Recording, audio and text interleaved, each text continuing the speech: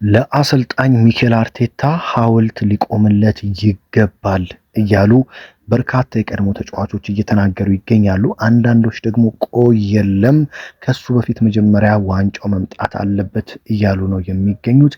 ቴሪ ሆነሪ፣ አርሰን ቬንገር፣ ዋይን ሩኒ፣ ሽናይደር ስለ ትላንትናው ጨዋታ ማን ያላወራ አለ? ሁሉም በተለይ ስለ አርቴታና ስለ ኤምሬት ስቴዲየም ነው በጣም በርካታ ሀሳብ ያነሱት ማለት ነው።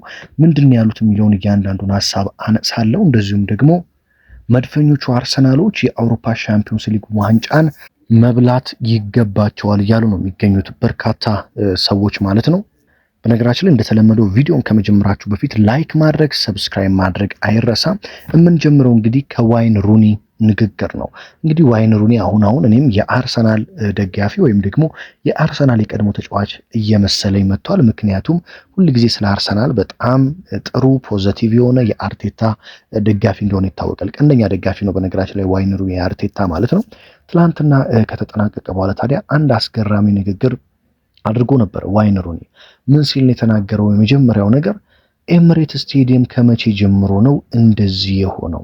እኔ ኤምሬትስ ላይ ብዙ ጊዜ ተጫዋች ያውቃለሁ። የግማሽ ፍጻሜ ጨዋታዎች፣ በርካታ ዋንጫን የሚወስኑ ጨዋታዎችን በዚህ በኤምሬት ስቴዲየም አድርጌ ያውቃለሁ። ነገር ግን አሁን ያለው ድባብና ድጋፍ የዛኔ ካለው ጋር በፍጹም የማይገናኝ ነው።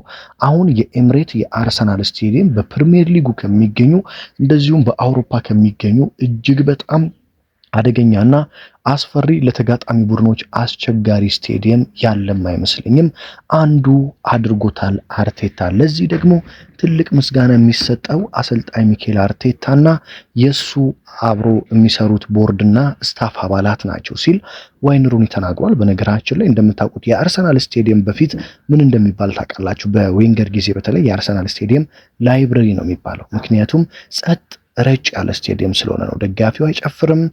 አርሰናል ሲመራ በተለይ ደጋፊው ጥሎ ይወጣል። አርሰናል እየመራ እንኳን ትንሽ ከተጨፈረ በኋላ ከዛ በኋላ ጸጥ ብሎ የሚከታተል ደጋፊ የበዛበት ስለሆነ የአርሰናል ስቴዲየም ላይብረሪ በሚል ቅጽል ስሙ ነበር የሚታወቀው። ታዲያ አርቴታ ግን እንደመጣ መጀመሪያ እየሰራ የነበረው ምንድነው? የደጋፊውን ድባብ ማምጣትና ማነቃቃት ነበር። በአሁኑ ሰዓት በኢትዮጵያ ብቻ አይደለም፣ በዓለም አቀፍ ደረጃ የአርሰናል ደጋፊ ሁሉ ተነቃቅቶ ቡድኑን ማሊያውን ለብሶ እየደገፈ ሲገኝ፣ በኤምሬት ስቴዲየም ደግሞ ያለው ድባብ እጅግ በጣም አደገኛና አስፈሪ ነው ማለት ይቻላል። የዘንድሮ ውድድር ዓመት ሲጀምር ታስታውሱ ከሆነ አንድ በጣም አስገራሚ ዜና ሰርችላችሁ ነበር። እሱም ምንድነው? አርቴታ ገና ከኤምሬት ከመልበሻ ክፍል ወደ ስቴዲየም ተጫዋቾች ሲወጡ ከላይ መሸፈኛ ነበረው የኤምሬት ስቴዲየም። ያ እንዲነሳ ነበር ትዕዛዝ የሰጠው። ምክንያቱም የደጋፊዎች ጩኸት ገና ተጋጣሚ ቡድኖች ሲገቡ ጀምሮ ሊሰማቸው ይገባል፣ ሊደነግጡ ይገባል። ስለዚህ እሱን ነገር ቶሎ አንሱልኝ ሲል ወደ መልበሻ ክፍል ስትገቡ ከላይ ያለችው መሸፈኛ እንድትነሳ ነው ወዲያውኑ ትዕዛዝ የሰጠው። ስለዚህ የኤምሬት ስቴዲየምን ነው ከፍተኛ ድባብ እንዲኖር ያደረገው። ለዚህ ነው በበርካቶች ዘንድ አርቴታ እየተደነቀ የሚገኙ። ትናንትና አይታችኋል እንዴት ምን አይነት ድባብ እንደነበረ ማለት ነው። በነገራችን ላይ የቀድሞ የኢንተር ሚላን ተጫዋች እና ኔዘርላንዳዊ ተጫዋች ሽናይደር ደግሞ ለአርቴታ ሐውልት መቆም አለበት ሲል ተናግሯል ማለት ነው። በርካቶች እንግዲህ በዚህ ጉዳይ እየተስማሙ ይገኛሉ። በተለይ አሰልጣኝ ሚኬል አርቴታ ወይ የፕሪሚየር ሊጉን ወይ የሻምፒዮንስ ሊጉን ወይም ደግሞ ሁለቱንም ዋንጫ ካሳካ በአርሰናል ቤት ሐውልት ሊቆምለት ይገባል እያሉ ይገኛሉ። ምክንያቱም አርሰናልን ከየት እንዳነሳው በርካቶች ስለሚያውቁ ነው ይህን ነገር እየተናገሩ የነበረው። በነገራችን ላይ እስኪ አርቴታ የአርሰናልን መጀመሪያ ሲረከብ የነበሩት ተጫዋቾች እነማን ይመስላችኋል? ግብ ጠባቂው ሌኖ ነበረ። እነ ዴቪድ ሉዊዝ ነበሩ ተከላካዮች። ሶቅራጠስ የሚባል ተከላካይ ነበር። እንደዚሁም ደግሞ ሳካ ራሱ ተከላካይ እንደነበር ታውቃላችሁ። የግራ መስመር ዣካ፣ የመሃል ሜዳ ላይ ኦዚል፣ ቶሬራ፣ ኦባሚያንግ፣ ላካዜትና ሬስ ሌንሰን ነበሩ።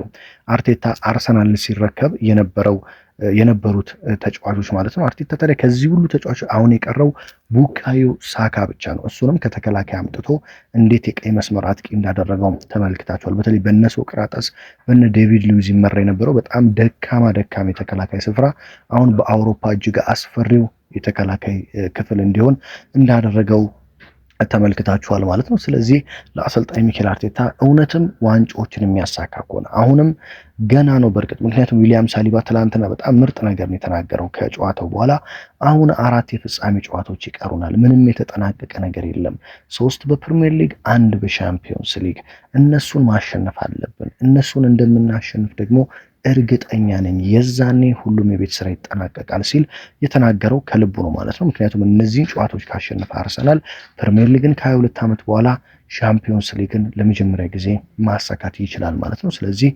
የዛኔ ለአርቴታ ሐውልት መቆም አለበት የሚለውን በርካቶች እንደሚደግፉ አስባለሁ። እንግዲህ የቀድሞ የአርሰናል አሰልጣኝ አርሰን ዌንገር አርቴታ ምን አይነት ቡድን ነው የሰራው፣ በተለይ በመከላከሉ ረገድ የሰራው ቡድን የማይታመንና እጅግ አስደናቂ ነው። ስለዚህ በእርግጠኝነት የምነግራችሁ ከሆነ ሻምፒዮንስ ሊግ ፍጻሜ ጨዋታ አርሰናል ዋንጫውን ያሳካል ሲል ተናግሯል ማለት ነው አርሰን ዌንገር።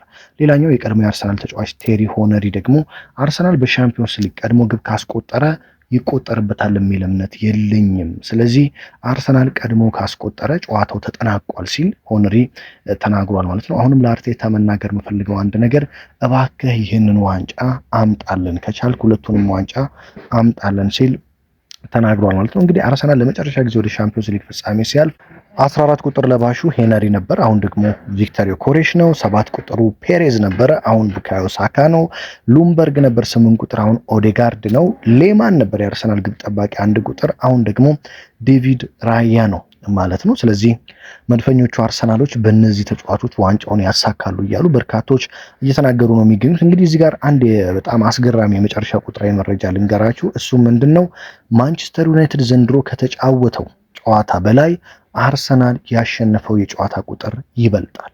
ይህ በአሁኑ ሰዓት ብዙዎችን እያስገረመ ይገኛል። በዘንድሮ የውድድር ዓመት ማንቸስተር ዩናይትድ የተጫወተው ጨዋታ 40 ብቻ ሲሆን አርሰናል ደግሞ ያሸነፈው ጨዋታ 41 ነው። ይህም መድፈኞቹ አርሰናሎች ከዩናይትድ ጨዋታ በላይ ዩናይትድ ከተጫወተው የጨዋታ ቁጥር በላይ ያሸነፉት የጨዋታ ቁጥር ይበልጣል ማለት ነው። በተለይ አሁን ትልቅ ትኩረት መሰጠት ያለበት ቀጣይ እሁድ 12 ሰዓት ተኩል ላይ በኤምሬት የሚደረገው የዌስትሃም ጨዋታ ነው። ምክንያቱም ሁሉም ነገር አሁን አብቅቷል። በጣም ደስታ ላይ ነው የሚገኘው የአርሰናል ደጋፊ። ስለዚህ አሁን ደግሞ መሆን ያለበት ይህ ደስታ ሙሉ እንዲሆን አርሰናል እሁድ ዕለት በጣም ይከብደዋል ተብሎ እየጠበቀ የሚገኘው የዌስትሃምን ጨዋታ አሸንፎ ለዓለም ማሳየት አለበት። ቅዳሜ በነገራችን ላይ ቀድሞ ነው ማንቸስተር ሲቲ ከብሬንፎርድ የሚጫወተው። ሲቲ ቀድሞ ነጥብ የሚጥል ከሆነ ለአርሰናል ሁሉም ነገር አብቅቷል ማለት ይቻላል። ምክንያቱም ሲቲ ነጥብ ማለት ቢያንስ አቻ ወጣ ማለት አሁን ቀጣይ አርሰናል 2 ጨዋታ ብቻ ማሸነፍ የፕሪሚየር ሊጉን ዋንጫ እንዲበላ ያደርገዋል ማለት ነው። ስለዚህ ሲቲ ቅዳሜ ቀድሞ ነው በሜዳው ኢትሃድ ብሬንፎርድን የሚገጥመው። ከዛ እሁድ ነው አርሰናል የሚጫወተው። ሲቲ ደግሞ ቅዳሜ የሚያሸንፍ ከሆነ አርሰናል እሁድ ዌስትሃምን በማሸነፍ ለሲቲ ተስፋ ማስቆረጥ መቻል አለበት። ሲቲ በነገራችን ላይ 1 ሰዓት ተኩል ላይ ነው የሚጫወተው ቅዳሜ ማለት ነው። ከዛም በኋላ ደግሞ አርሰናል እሁድ 12 ሰዓት ተኩል ላይ ይጫወታል።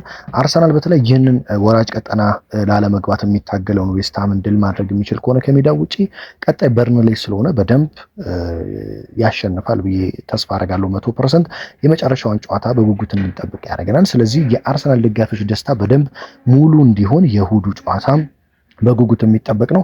አርቴታ ካሁን በኋላ አሰላለፉን ይቀይራል የሚል እምነት የለኝም። እንደኔ በዌስትሃሙም ጨዋታ ዙሜንዲ ቤንች፣ ኢንካፔም ወደ ቤንች የሚወርድ ይመስለኛል። እንደ ሉዊስ ስኬሊ እንደዚሁም ደግሞ እንደ ካላፊዮሪ ያሉ ተጫዋቾች ቋሚ ሆነው ይጀምራሉ ብዬ ጠብቃለሁ። በተለይ እንደ ቤን ዋይት ያሉ ተጫዋቾች ደግሞ አሁን እያሳዩ ያሉት ድንቅ ብቃት እስከ ውድድር ዓመቱ መጨረሻ የሚቀጥል ከሆነ አርሰናል የፕሪሚየር ሊጉን ዋንጫ የማሳካት ትልቅ እድል ይኖራል የሚል እምነት አለኝ። በተለይ አርሰናል ደግሞ እንደ ትላንትና አይታችሁ ከሆነ ኢዜን ታስገቡና ጥሩ ካልሆነ ኦዲጋርድ አለ፣ ዮኬሬሽን አስገብታችሁ ሃቨርት አለ። አሁን የቀረው ብቸኛው ተጫዋች ቲምበር ስለሆነ ለመድፈኞቹ አርሰናሎች ነገሮች ቀላል እየሆኑ ይመስለኛል። እናንተ አርሰናል የትኛውን ዋንጫ የሚያሳካ ነው የሚመስላችሁ? ፕሪሚየር ሊጉን ወይስ ሻምፒዮንስ ሊጉን ወይስ ሁለቱንም የሚለውን ሀሳብ አስተያየታችሁን ኮመንት ላይ አስቀምጡልኝ። እንግዲህ ስለ እሁዱ ጨዋታ ደግሞ በርካታ መረጃዎችን ጁሪየን ቲምበርስ ለእሁዱ ጨዋታ ይደርሳሉ የሚለውን በቀጣዩ በተለይ በዋናው ቻናሌ በጠዋቱ መረጃ ወደ እናንተ የማደርስ ይሆናል ማለት ነው። በሌላ ወሳኝ መረጃ በሌላ ወሳኝ ጥንክር እስከምንገናኝ ሀገር ውስጥ ከባህር ማዶ ናችሁ በየዕለቱ መረጃዎችን በመከታተል ከጎን የሆናችሁትን በሙሉ ከልብ እያመሰገንኩኝ በያላችሁበት የደስታ ሳምንት እንዲሆንላችሁ እመኛለሁ። የትላንትናውን ድል እንዴት አያችሁት? ደስታው እንዴት እያደረጋችሁ ነው? ሀሳብ አስተያየታችሁን ስጡኝ። ሰላም